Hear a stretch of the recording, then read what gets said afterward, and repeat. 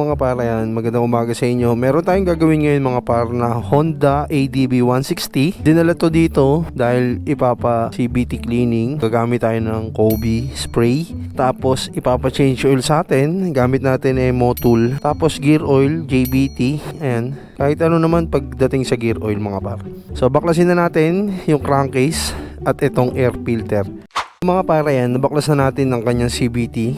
Kung makikita nyo, sobrang dumi, di ba? Sobrang dumi ng kanyang CVT dito sa may drive face pulley. So kung makikita nyo, maganda naman yung takbo ng kanyang belt. Pero kaya pa naman to paangatin. Kasi hindi naman to nalo-long ride eh. So lilinisan natin to.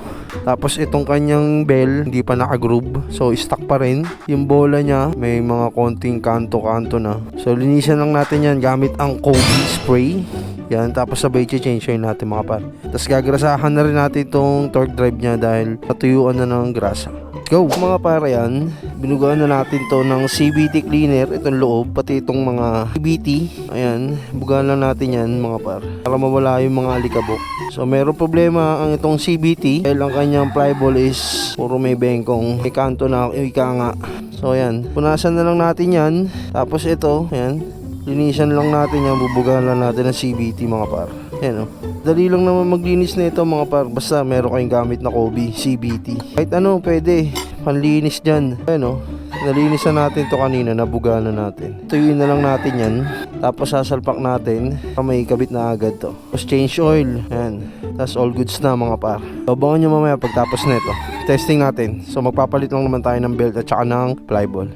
So mga par, ayan, nakabit na ulit natin yung kanyang CVT. Hindi pa natin siya napalitan ng bagong belt. Pero pwede pa naman, aabot ng 1 buwan. Yung flyball, okay pa naman, kaya pa naman. Siguro, 1 buwan din, ganyan. So testing natin mga par, paanda rin. So kakakabit lang natin yan, ayan, kung makikita nyo. Hindi ko pa napapaanda. Testing natin. So testing natin mga par.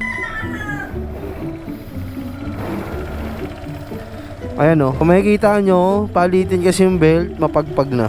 So next natin mga par, change oil.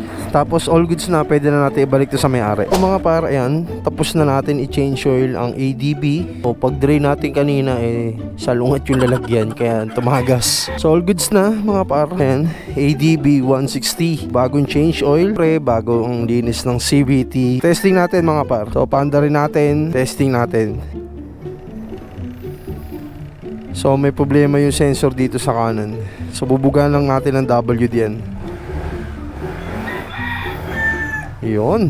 Ang CVT nito, ang nilagay natin is RS8 na center spring at clutch spring. Puro RS8, pati flyball RS8. So di lang tayo nakapagpalit ng belt dahil 1 month pa kakayanin. Sana makabili agad yung owner nito. So yun lang mga par, okay na itong ADB 160. Right, safe sa lahat, peace out.